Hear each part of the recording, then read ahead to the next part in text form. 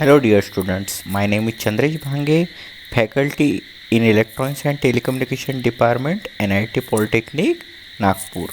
Today's subject name is Microwave and Radar. Today's unit name is Radar System and today's topic name is Doppler Effect, Blind Speed and Radar Beacon. चलो दोस्तों देख लेते हैं अभी तक अपन ने जो जो टॉपिक पढ़े उसके बारे में। तो सबसे पहले अपन ने पढ़ा basic block diagram of radar. Radar का बेसिक प्रिंसिपल काम पढ़ा है अपन ने, किस तरीके से काम करता है। पल्स रडार जो टारगेट की तरफ कंटिन्यूस पल्सेस भेजते रहता है उसका लोकेशन फाइंड आउट करने के लिए। स्कैनिंग एंड ट्रैकिंग मेथड्स यानी रडार को स्कैन करने के मेथड्स और रडार को और ट्रैकिंग मेथड्स यानी जो टारगेट को ट्रैक किस तरीके से किया जाता है उसके मेथड अपन ने पढ़े। Antenna feed mechanism in radar, radar में जो भी एंटीना यूज किया जाता है उसको फीड कैसे करते, उसको इनपुट कैसे देते हैं, उसका अपन ने मैकेनिज्म पढ़ा। Radar range equation and state the factor affecting the maximum range यानी जो भी रडार का रेंज है उसका जो मैक्सिमम रेंज है उसका फैक्टर कैसे अफेक्ट करते हैं, उस पर कौन से चीज़ों का फैक्टर का नॉइज का इफेक्ट होता है वो अपन ने पढ़ा। एप्लीकेशन ऑफ रडार सिस्टम यानी रडार सिस्टम के डिफरेंट एप्लीकेशन अपन ने यहाँ पे पढ़े हुए हैं। कंटिन्यू वेव रडार, जो रडार कंटिन्यूसली वेव टारगेट की तरफ भेजता है उसे कहते हैं continue wave radar. Moving target indicator radar, जो रडार जो टारगेट है वो जो कंटिन्यू मूव कर रहा है उसे फाइंड आउट करने के लिए जो काम में आता है वो है moving target indicator radar. Radar के डिफरेंट टाइप ऑफ डिस्प्ले पढ़े, ए स्कोप डिस्प्ले और पीपीआई डिस्प्ले। कोर्स आउटकम, ये सब्जेक्ट पढ़ने के बाद आपका कौन सा नॉलेज बढ़ने वाला है दोस्तों वो देख लेते। Maintain various type of radar system for the specified application यानी रडार के अलग अलग टाइप्स पढ़ने के बाद उसका स्पेसिफिक एप्लीकेशन के लिए वो काम में आता है, उससे उसका नॉलेज अपने को ये सब्जेक्ट पढ़ने के बाद बढ़ने वाला है। दूसरा है यूनिट आउटकम, ये यूनिट पढ़ने के बाद आपका कौन सा नॉलेज बढ़ने वाला है वो देख लेते। State the effect on the radar range for the given parameter यानी रडार रेंज का गिवन पैरामीटर जो भी पैरामीटर्स रहेंगे उस पर क्या इफेक्ट गिरता है, क्या अफेक्शन होता है वो इससे पता चलता है। सेशन आउटकम, आज का टॉपिक से आप क्या अंडरस्टैंड करने वाले हो। The principle of Doppler effect use in radar system यानी डॉपलर इफेक्ट क्या रहता है आज अपन पढ़ेंगे। How can be use to measure speed using Doppler effect, Doppler effects की मदद लेके टारगेट की स्पीड किस तरीके से मेजर की जाती है। नेक्स्ट अपन पढ़ेंगे the principle of blind speed use in radar system, blind speed यानी क्या होता है ये अपन पढ़ेंगे। और लास्ट अपन पढ़ेंगे रडार बीकॉन, ये क्या रहता है और उसके यूजेस। फ्रेंड्स नेक्स्ट है programme outcome PO and PSO. आज जो अपन टॉपिक पढ़ रहे हैं वो उसे कहते हैं यानी उसके बाद आप वो कौन से जो प्रोग्राम आउटकम है उसे सेटिस्फाइड करते या फिर मैप करते हैं। जो एनबीए ने दिए हुए हैं ये 10 पीओ यहाँ पे लिखे हुए हैं और 2 पीएसओ लिखे हुए हैं। फर्स्ट है बेसिक नॉलेज जो फिजिक्स केमिस्ट्री रिलेटेड रहते हैं, मैथमेटिक्स से रिलेटेड रहते हैं, बेसिक सब्जेक्ट के लिए रहते हैं। दूसरा है डिसिप्लिन नॉलेज जो अपने फील्ड रिलेटेड रहते हैं, जैसे इलेक्ट्रॉनिक फील्ड, टेलीकम्युनिकेशन फील्ड के बारे में ये टॉपिक है तो वो जो टॉपिक है ये नॉलेज उससे कवर हो रहा है क्या ये पता करता है। उसके बाद एक्सपेरिमेंट एंड प्रैक्टिस यानी आज जो टॉपिक पढ़ते हैं उसमें वो करने के बाद अपन कोई एक्सपेरिमेंट कर सकते हैं क्या, उसकी प्रैक्टिस कर सकते हैं क्या, ये अपन यहाँ से जो electronics and telecommunication engineering related problem solve करने के लिए काम में आता है, जो है PO3। PO4 क्या है? Engineering tools. यानी आज जो टॉपिक पढ़ रहे हैं उससे कोई ऐसा नॉलेज जो डेवलप हो रहा है क्या, जहाँ पे इंजीनियरिंग टूल्स यानी इलेक्ट्रॉनिक्स एंड टेलीकम्युनिकेशन की टेक्नोलॉजी से कोई टूल्स का यूज किया जा रहा है क्या, वो आपको पता यानी PO4 में होता है वो। उसके बाद PO5 इंजीनियर एंड सोसाइटी। इस ये टॉपिक पढ़ने के बाद आपका सोसाइटी रिलेटेड, हेल्थ रिलेटेड कोई सेफ्टी इंस्ट्रक्शंस, लीगल इंस्ट्रक्शंस, ऐसे कोई इंस्ट्रक्शंस से आपका नॉलेज बढ़ रहा है क्या, तो PO5 सेटिस्फाइड होता है। PO6 क्या होता है?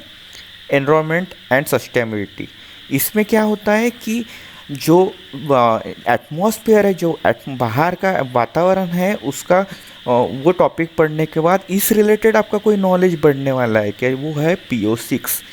PO7 यानी क्या? इथिक्स। इथिक्स यानी क्या? बिहेवियर। अपना जो बिहेवियर के बारे में कुछ इम्प्रूवमेंट होने वाला है क्या आज का टॉपिक पढ़ने के बाद, ये PO7 बताता है। PO8 क्या है? Individual and team work. Individual and team work में क्या होता है दोस्तों, यहाँ पे आप आज जो टॉपिक पढ़ने वाले हो उसमें कोई लीडरशिप क्वालिटी बढ़ रही है या फिर टीम मेंबर करके कुछ काम करना है क्या, इसका नॉलेज कोई बढ़ रहा है क्या, तो ये PO8 होता है। उसके बाद PO9 ये होता है कम्युनिकेशन रिलेटेड। ये कम्युनिकेशन रिलेटेड क्या है कि जैसे आज का जो टॉपिक पढ़ने वाले उससे आपका कोई कम्युनिकेशन स्किल इम्प्रूव होने वाला है क्या, ये बताता है। नेक्स्ट है PO10। PO10 क्या है? Life long learning. Life long learning में क्या है कि यहाँ पे आपको कोई ऐसा टेक्नोलॉजिकल जो आगे चेंजेस होने वाले हैं इलेक्ट्रॉनिक्स एंड टेलीकम्युनिकेशन फील्ड में, इसके बारे में आपको इसके बारे में नॉलेज आने वाला है क्या ये टॉपिक पढ़ने के बाद, ये है PO10। नेक्स्ट है प्रोग्राम स्पेसिफिक आउटकम, यानी व्हाट शी और he will able to the in the electronics and telecommunication engineering specific industry soon after the diploma programme. ये है PSO1। PSO1 में क्या होता है? इलेक्ट्रॉनिक्स एंड टेलीकम्युनिकेशन सिस्टम में यहाँ पे maintain various type of electronics and telecommunication, यानी आप ये टॉपिक पढ़ने के बाद आप अलग अलग कोई इलेक्ट्रॉनिक्स एंड टेलीकम्युनिकेशन में जो टाइप्स रहते हैं, जो सिस्टम्स है, उसके बारे में आपको कोई नॉलेज आने वाला है क्या। और एक है PSO2, यानी क्या है इसमें EDA tools use. EDA tools का मतलब क्या, इस रिलेटेड ये टॉपिक पढ़ने के बाद कोई सॉफ्टवेयर का आप यूज करने वाले हो क्या, उसका कोई नॉलेज आने वाला है क्या। तो ऐसे PO1 से लेके PO10 तक रहते हैं और एक रहता है PSO1 PSO2। तो सबसे पहले यहाँ देखते हैं कि यहाँ पे आपको देखने को मिलता है कि आज का जो अपन टॉपिक पढ़ने वाला है आप उस रिलेटेड आपका PO1 सेटिस्फाइड हो रहा है, मैप हो रहा है। जैसे क्योंकि ये टॉपिक में मैथमेटिक्स रिलेटेड कुछ चीज़ें हैं, जैसे साइंस फिजिक्स केमिस्ट्री रिलेटेड, उससे वो रिलेट करता है, इसलिए यहाँ पे टिक किया गया। सेकंड है डिसिप्लिन नॉलेज, यानी अपने को यहाँ पे electronics and telecommunication related knowledge मिल रहा है, वो चीज़ सेटिस्फाइड हो रही, मैप हो रही, इसलिए यहाँ पे अपन राइट किए हुए हैं। एक्सपेरिमेंट एंड प्रैक्टिस, यानी यहाँ से अपन कुछ एक्सपेरिमेंट इस रिलेटेड कर सकते हैं, उसकी प्रैक्टिस कर सकते हैं, तो इसलिए ये भी PO3 भी सेटिस्फाइड हो रहा है, इसलिए यहाँ राइट किया है। नेक्स्ट है PO4 इंजीनियरिंग टूल्स। ये टॉपिक पढ़ने के बाद कुछ अपन इलेक्ट्रॉनिक्स के टूल्स यूज कर सकते हैं, जैसे बड़े बड़े मशीनरी है उसके टूल्स है, जैसे सोल्डरिंग गन, वायर्स, ये सब चीज़ें, कटर्स, ये सब टूल्स जो है वो यूज कर सकते हैं, इसलिए यहाँ पे राइट किया हुआ है। लाइफ लॉन्ग PO10 सेटिस्फाइड होता है क्योंकि यहाँ पे कुछ टेक्नोलॉजिकल चेंजेस आते हैं फ्यूचर में, तो आज जो अपन ये टॉपिक पढ़ने वाले उसकी जो टेक्नोलॉजी की मदद लेके अगर फ्यूचर में कोई टेक्नोलॉजी से रिलेटेड चेंज हुई तो अपने को ये टॉपिक पढ़ने के बाद उसका नॉलेज आ सकता है। तो ये भी मैप हुआ है, PO10 यहाँ पे सेटिस्फाइड हुआ है। और ये PSO में PSO1 सेटिस्फाइड हुआ है, जो है इलेक्ट्रॉनिक्स एंड टेलीकम्युनिकेशन सिस्टम, जैसे मेंटेन वेरियस टाइप्स ऑफ, क्योंकि एक इलेक्ट्रॉनिक्स टेलीकम्युनिकेशन में ही एक टेक्नोलॉजी का पार्ट है, इसलिए ये भी सेटिस्फाइड हुआ है। ये टॉपिक्स पढ़ने के लिए आपको कुछ बेसिक प्रिंसिपल की ज़रूरत पड़ेगी, कुछ आपको नॉलेज होना चाहिए।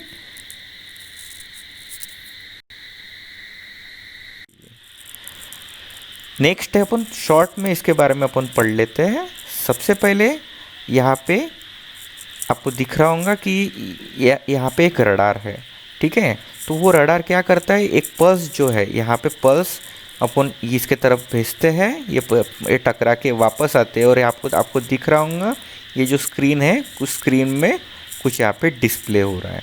तो इसका बेसिक प्रिंसिपल अपन देखते हैं। सबसे पहले ट्रांसमीटर क्या करता है, ये जो टारगेट है इसे टारगेट कहते हैं, ऑब्जेक्ट कहते हैं। इस अपना मेन एम क्या है दोस्तों कि ये जिसका साइज कितना है, ये कितने डिस्टेंस पे है, ये कितने स्पीड से एक जगह से दूसरी जगह जा रहा है और इसका एंगल कितना है, ये डिस्प्ले करने का काम, पता करने का काम ये रडार का होता है। तो सबसे पहले ट्रांसमीटर क्या करता है, जो सिग्नल या इसके तरफ टारगेट की तरफ भेजना है उसे जनरेट करने का काम ट्रांसमीटर करता है। डुप्लेक्सर क्या करता है, डुप्लेक्सर एंटीना को या तो ट्रांसमीटर से कनेक्ट करता है या तो रिसीवर से कनेक्ट करता है, लेकिन एक टाइम पे एक ही। उसके बाद रिसीवर का काम क्या होता है, जो भी सिग्नल इसको टकरा के वापस आता है उस पर नॉइज का इफेक्ट होने की वजह से सिग्नल की स्ट्रेंथ कम होती है, तो वो सिग्नल इलेक्ट्रोमैग्नेटिक सिग्नल को इलेक्ट्रिकल में सिग्नल में कन्वर्ट करने के बाद यहाँ पे वो उसमें जो नॉइज ऐड हुआ है उससे कम करने का काम, और उस सिग्नल का स्ट्रेंथ जो कम हुई है, वो जो वीक हुआ है उसे स्ट्रॉन्ग करने का काम रिसीवर करता है और वो सिग्नल डिस्प्ले को देता है। तो इसका बेसिक नॉलेज पढ़ लेते हैं। ट्रांसमीटर सबसे पहले सिग्नल जनरेट करता है, जनरेट करने के बाद डुप्लेक्सर के थ्रू वो एंटीना को जाता है। अब एंटीना क्या करता है दोस्तों, जो भी ये सिग्नल जा रहा था वो वायर के थ्रू जा रहा था, वो इलेक्ट्रिकल फॉर्म में था, उसे कन्वर्ट करके इलेक्ट्रोमैग्नेटिक सिग्नल में कन्वर्ट किया जाता है और जो ग्रीन लाइन दिख रही है उसके थ्रू ये टारगेट के तरफ भेजा जाता है। फिर ये जो सिग्नल है ये टारगेट को टकराता है, उसे स्कैन करता है, स्कैन करके ये वापस जाता है। जब ये वापस जा रहा था इस पर नॉइज का इफेक्ट आ रहा था। ये जो ब्लू लाइन है, ये ब्लू लाइन आपको दिखा रही है कि ये रिसीव हुआ है सिग्नल, और एयर में जो भी सिग्नल रहता है उसे कहते हैं इलेक्ट्रोमैग्नेटिक सिग्नल। ये इलेक्ट्रोमैग्नेटिक सिग्नल कन्वर्ट करता है इलेक्ट्रिकल सिग्नल में और फिर ये डुप्लेक्सर को दिया जाता है। इस वक्त डुप्लेक्सर एंटीना को ट्रांसमीटर से डिस्कनेक्ट करता है और रिसीवर को कनेक्ट कर देता है। और ये सिग्नल में नॉइज ऐड हुआ है तो यहाँ रहता है लो नॉइज एम्पलीफायर। जो सिग्नल रिसीव हुआ है उसमें नॉइज का इफेक्ट नहीं होना चाहिए, यानी उसका नॉइज का इफेक्ट कम करने का काम रिसीवर करता है, और वो जो सिग्नल की स्ट्रेंथ उस वजह से कम हुई थी, वीक हुआ था नॉइज की वजह से, उससे स्ट्रॉन्ग करने का काम ये रिसीवर करता है। और उसके बाद ये सिग्नल दिया जाता है डिस्प्ले को। डिस्प्ले पहले ही बताया, उसके हिसाब से टारगेट का एंगल, टारगेट का साइज, उसका डिस्टेंस और वो कौन से स्पीड से एक जगह से दूसरी जगह जा रहा है, यानी उसकी वेलोसिटी अपने को यहाँ पे शो करता है। जैसे ये डिस्प्ले यानी ये स्क्रीन है, ये ट्रांसमीटर और ये रिसीवर यानी ये एंटीना, ये एंटीना है, ये एंटीना है। तो इस तरीके से ये टारगेट है, नहीं ये टारगेट है। तो इस तरीके से आपको देखने को मिल रहा होगा कि ये जा रहा है, इसको टकरा रहा है, ये वापस आ रहा है, वापस आने के बाद यहाँ पे स्क्रीन में कुछ अपने को देखने को मिल रहा है कि उसके बारे में इंफॉर्मेशन, टारगेट के बारे में। आज का टॉपिक है दोस्तों रडार बीकॉन। रडार बीकॉन के बारे में अपन आज पढ़ेंगे। क्या होता है रडार बीकॉन?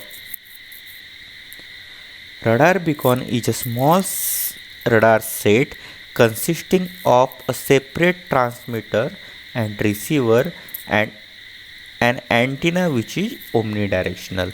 ये एक स्मॉल सेट ऑफ रडार है जिसमें सेपरेट ट्रांसमीटर और रिसीवर रहता है।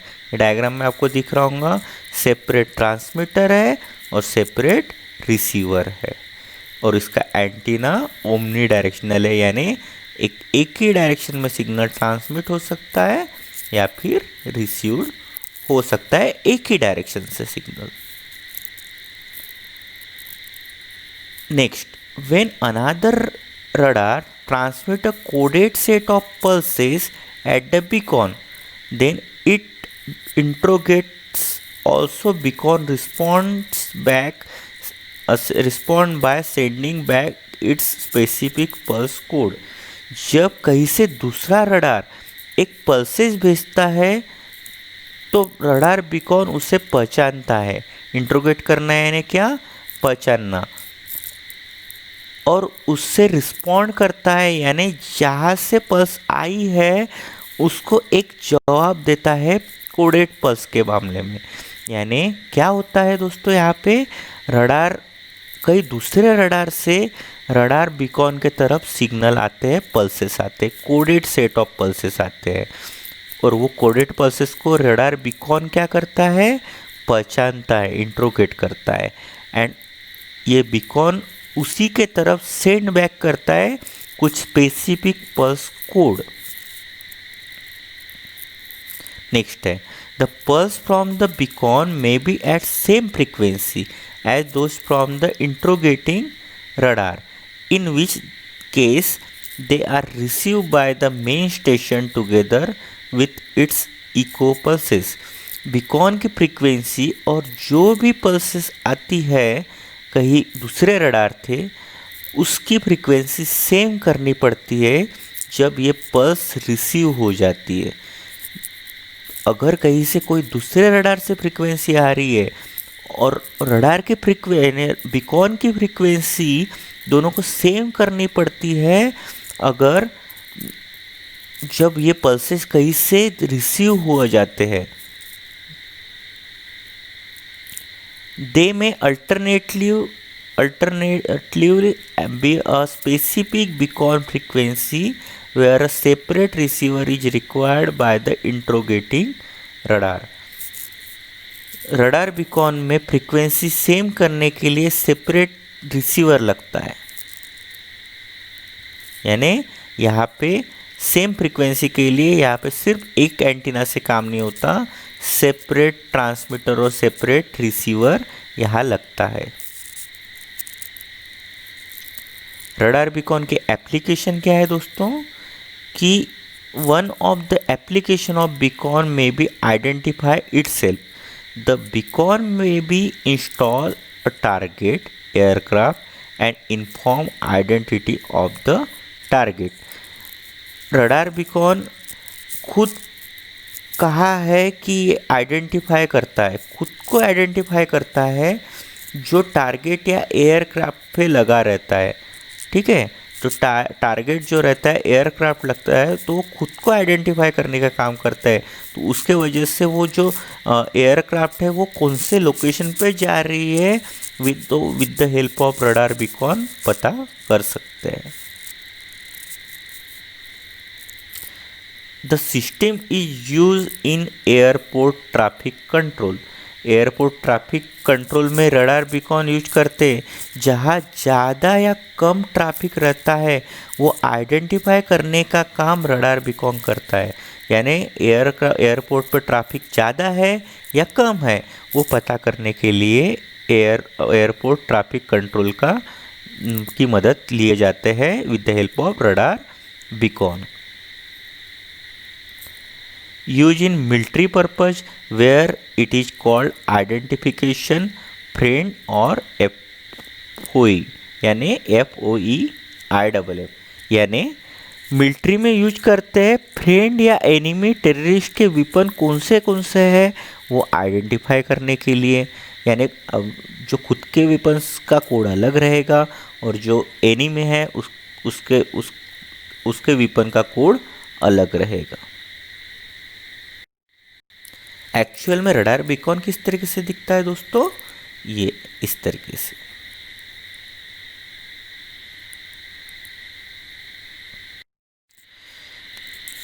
फ्रेंड्स, आज का टॉपिक है continue wave radar, Doppler radar. इसे डोपलर रडार भी कहा जाता है. इसमें क्या होता है, ये जो कंटिन्यू ट्रांसमीटर रहता है वो एंटीना के थ्रू ये कंटिन्यू साइन वेव, इस तरीके के कैरियर सिग्नल की साइन वेव कंटिन्यू टारगेट के तरफ भेजते हैं. ये अपना टारगेट है. तो ये टारगेट को फाइंड करने के लिए उसका साइज कितना है, वो कितने डिस्टेंस पे है, वो कौन से स्पीड से मूव कर रहा है, ये सब फाइंड आउट करने के लिए ये continue wave transmitter continuously wave इस टारगेट की तरफ भेजते रहते हैं। तो इसका वर्किंग प्रिंसिपल देखते हैं। When the target is moving relative to the radar, it will result in an appropriate shift in carrier frequency of received signal. This effect is called as Doppler effect and it is the basic of continuous wave radar. अभी ये sentence का meaning क्या है? Continue wave radar continuously target का तरफ signal send करते हैं। अब ये टारगेट मूव होने के वजह से, एक जगह से दूसरी जगह शिफ्ट होने के वजह से, ये जो सिग्नल है जो इसे ट्रांसमिट करते हैं, ये टकराने के बाद उसकी जो फ्रीक्वेंसी है, उसका जो कैरियर सिग्नल है, उसकी जो कैरियर फ्रीक्वेंसी है वो शिफ्ट होती है। तो उससे उस इफेक्ट को कहा जाता है डोपलर इफेक्ट और वही प्रिंसिपल का यूज किया जाता है basic of continue wave radar में। कंटिन्यू वेव रडार में इसी इफेक्ट का यूज किया जाता है। यानी हुआ क्या, कंटिन्यू ट्रांसमीटर ने एक सिग्नल सेंड किया टारगेट के तरफ, वो टारगेट के तो टकराया, उसका स्कैन किया और टकरा के जब ये वापस आया तो उसका जो कैरियर फ्रिक्वेंसी थी, उसकी जो कैरियर फ्रिक्वेंसी थी वो चेंज होगी, उससे कहते हैं डोपलर इफेक्ट। और इसी इफेक्ट का यूज किया जाता है कंटिन्यू वेव रडार के वर्किंग प्रिंसिपल में। Types of radar which employ a continuous transmission is continue wave radar. Continue wave radar में कंटिन्यूअसली सिग्नल का ट्रांसमिशन टारगेट की तरफ होता है। Continue radar transmit a constant amplitude continue wave microwave sine wave. यानी ये constant रहती है, ये जो सिग्नल यहाँ से ट्रांसमिट हो रहा है वो पहली बात तो ये कांस्टेंट है, कंटिन्यूअस है, ये कंटिन्यूअस है, पहला है कांस्टेंट। उसके बाद amplitude continuous microwave sine wave. Microwave यानी हाई फ्रीक्वेंसी सिग्नल है इसलिए माइक्रोवेव, साइन वेव यानी ये साइन वेव। तो इस तरीके का सिग्नल ट्रांसमिट करते हैं। And echo generated by the sine wave is also of constant but small amplitude. Echo का मतलब क्या होता है, जो सिग्नल यहाँ से ट्रांसमिट हुआ वो टारगेट को टकराया, टकरा के ये एंटीना की तरफ वापस आया और वापस आने की वजह से नीचे दिख रहा ये इसको, ये जो ट्रांसमिटेड है ऊपर का सिग्नल और नीचे का सिग्नल है रिसीव्ड। जब ये ट्रांसमिट कर रहे थे वो एकदम यानी हाई बड़ा था, हाई क्वांटिटी का था, लेकिन जब ये टकरा के वापस आया उसका साइज छोटा हो गया। तो यहाँ पे इसलिए लिखा है eco generated by the sine wave is also constant. Eco जो जनरेट करते हैं वो कांस्टेंट रहता है बट स्मॉल एम्पलीट्यूड, उसका एम्पलीट्यूड ट्रांसमिटेड के बदले छोटा हो जाता है, जैसे यहाँ दिख रहा है।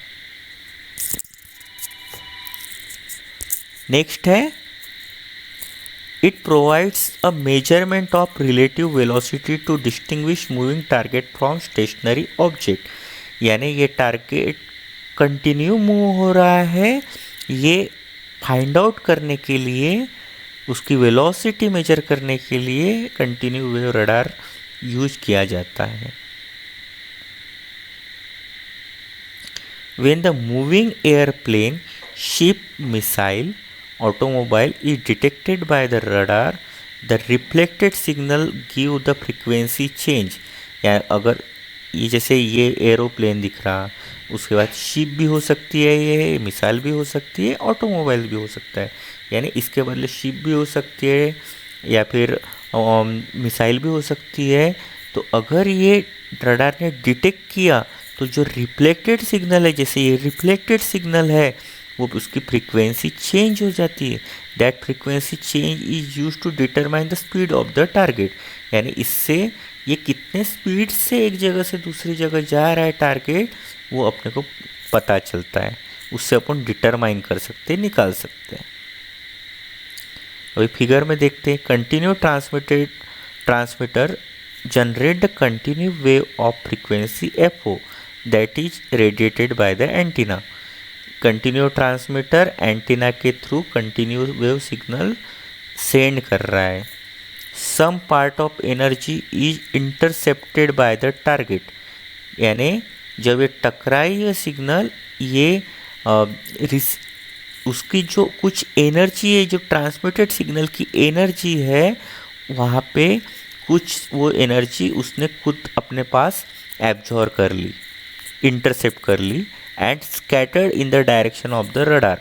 यानी ये टकराने के बाद ये रडार के तरफ स्कैटर्ड हो गई, यानी रिसीव्ड हो गई.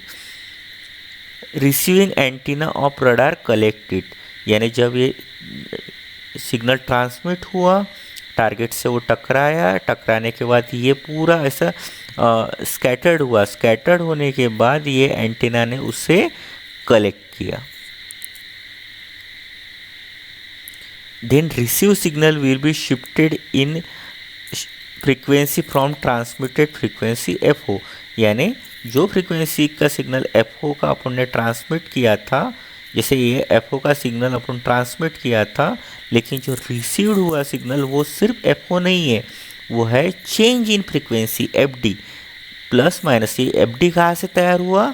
क्योंकि ये टारगेट एक जगह पे फिक्स नहीं है, वो कंटिन्यू मूव हो रहा है, इसलिए ये FO तो अपन ने ट्रांसमिट किया था, लेकिन आते वक्त वो FO के साथ प्लस माइनस FD यानी चेंज इन फ्रीक्वेंसी को भी कलेक्ट करके रिसीवर के तरफ लाया. If target is in motion by an amount of plus FD plus minus FD, यानी ये टारगेट मूविंग में है, मोशन में कौन बताता है? ये plus minus FD. If the distance between the target and radar is decreasing, then received signal frequency is greater than the transmitted signal frequency. FO plus FD greater than FO. यानी अगर target और radar का जो distance है वो कम हो गया, यानी ये जो अपना रडार है और ये टारगेट है, इसका डिस्टेंस जो है ये कम हो गया, तो उस टाइम पे FO प्लस FD यानी जो रिसीव्ड सिग्नल है वो ज़्यादा होता है FO से, यानी ये फ्रीक्वेंसी से रिसीव्ड सिग्नल यानी ट्रांसमिटेड फ्रीक्वेंसी से रिसीव्ड सिग्नल ज़्यादा होता है. कौन से कंडीशन में? जब रडार का और ये टारगेट का डिस्टेंस कम होता है उस वक्त. और ज़्यादा हो गया तो क्या? If the distance between the target and radar increasing, यानी जैसे यहाँ डिक्रीज हुआ यहाँ increasing, then received signal frequency lesser than transmitted signal frequency. Just उल्टा कर दीजिए, यानी यहाँ पे क्या हुआ? जब ये इसका डिस्टेंस बढ़ गया, यानी रडार का और ये टारगेट का, तो उस टाइम पे FO माइनस FD होता है. वहाँ पे क्या होता है? यहाँ सबसे पहले यानी जब डिस्टेंस कम हो रहा था तो यहाँ पे FO प्लस FD हुआ, और ये जब डिस्टेंस बढ़ा दोनों का, टारगेट और रडार का, तो उस टाइम पे FO माइनस FD हुआ. So the receive echo signal frequency FO plus FD enter in detector. FO plus FD ये यहाँ पे आपको दिख रहा होगा, FO प्लस FD भी रह सकता, FO माइनस FD भी रह सकता. ये कहाँ एंटर करता है? डिटेक्टर, जिसे मिक्सर भी कहा जाता है, उसमें एंटर करता है. And detector remove original transmitted signal FO and pass only the change frequency to beat frequency amplifier. ये क्या करता है? डिटेक्टर यहाँ से जो signal FO plus FD received हो रहा है, FO FD रिसीव्ड हो रहा है उससे, और ये कंटिन्यू वेव रडार से जो FO सिग्नल आ रहा है यहाँ पे ये मिक्स करता है और आगे सिर्फ ट्रांसमिट करता है डिफरेंस फ्रीक्वेंसी. अब ये क्यों हुआ? क्योंकि यहाँ से अपन FO कंटिन्यू ट्रांसमिट कर रहे थे, जो यहाँ पे भी मिला, और यहाँ से भी एक FO आ रहा है. ये FO और ये FO कैंसिल होता है और सिर्फ प्लस माइनस FD आगे ट्रांसमिट होता है. और इसको एम्पलीफाई कौन करता है? फिर बीट फ्रीक्वेंसी एम्पलीफायर, यानी ये वीक सिग्नल को स्ट्रॉन्ग करके आगे बढ़ाता है. bit frequency amplifier amplify this signal FD at a level that can operate the indicator for display। यानी इस तरह के वीक सिग्नल को स्ट्रॉन्ग करता है जो इंडिकेटर ऑपरेट करने के लिए, उसे डिस्प्ले करने के लिए अपने उतना फ्रीक्वेंसी उसकी बढ़ना चाहिए। इंडिकेटर पे क्या डिस्प्ले होगा? टारगेट का साइज, वो कितने डिस्टेंस पे है, वो कौन से स्पीड से एक जगह से दूसरी जगह जा रहा, और उसका एंगल, ये इंडिकेटर पे शो होगा। Indicator display actual position, size, angle, distance of the target. Friends, आज का टॉपिक है ब्लाइंड स्पीड ऑफ रडार। क्या होता है ब्लाइंड स्पीड ऑफ रडार? यहाँ पे अपन देखते हैं। सबसे पहले the radar blind speed is the speed at which the target will not be visible to the radar. यानी रडार ब्लाइंड का मतलब होता है जो नहीं दिखता। यानी रडार की स्पीड इतनी ज़्यादा होती है कि जो टारगेट को विजिबल ही नहीं होता है, दिखता ही नहीं है। क्यों? क्योंकि रडार की स्पीड बहुत ज़्यादा होती है। This speed can be calculate, ऐसा नहीं कि वो पता नहीं कर सकते, उसका एक कैलकुलेट करने के लिए एक फॉर्मूला रहता है, जैसे फ्रीक्वेंसी पर वेवलेंथ से वो पता कर सकते हैं ऑफ द वेव, और दूसरा पल्स रिपीटेशन टाइम, यानी उसको जो पल्स को ट्रांसमिट और रिसीव होने के लिए जो टाइम लग रहा है, उससे वो कैलकुलेट कर सकते हैं कि जो टारगेट है उसकी स्पीड क्या है। इसका एक फॉर्मूला होता है दोस्तों, blind speed equal to lambda by 2s, या v equal to lambda by 2 into PRF, TS equal to pulse repetition time, और lambda equal to wavelength of electromagnetic wave. Formula लिखा हुआ है, F equal to frequency of operation, PRT equal to pulse repetition time, V equal to radar blind speed. Procedure क्या है इसे calculate करने की? The blind speed finding the phase difference of exactly 2 पाई और multiple. Blind speed किस तरीके से find out करते हैं कि दोनों के बीच में फेज शिफ्ट 2 पाई की है या फिर उससे ज़्यादा है। यानी ब्लाइंड स्पीड किस तरीके से कि अगर ये दो पोजीशन है, इसमें फेज शिफ्ट 2 पाई की है, यानी 2 पाई यानी एक कंप्लीट साइकिल 2 पाई का ये है, या फिर उससे मल्टीपल है, उससे ज़्यादा है। It can be seen that if the target move the distance of half wavelength between the successive pulses, then the change in phase will be precisely 2 pi radians। अगर सिग्नल हाफ वेवलेंथ से ज़्यादा move करता है, दो target में अगर पहले और दूसरे इसमें हाफ वेवलेंथ से ज़्यादा मूव करता है, तो वह कंसिडर किया जाता है कि वो 2 पाई रेडियंस इतना उसने एक पोजीशन से दूसरे पोजीशन में मूव कर लिया है। ये एक दूसरा फॉर्मूला है, VB equal to n lambda by 2 equal to FR। तो lambda equal to wavelength of the transmitted signal, n equal to any integer, VB equal to blind. इस तरीके से ये इसकी वेव फॉर्म्स है, पोजीशन 1, पोजीशन 2।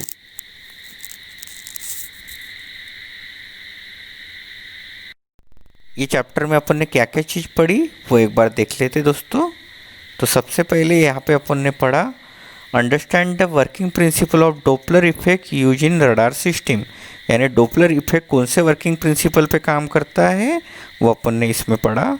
दूसरा, Doppler effect के मदद से किस तरीके से स्पीड मेजर की जाती वो अपन ने इसमें पढ़ा हुआ है। Understand the principle of blind speed use in radar system. यानी ब्लाइंड स्पीड का वर्किंग प्रिंसिपल किस तरीके से रहता है वो अपन ने यहाँ इस चैप्टर में पढ़ा।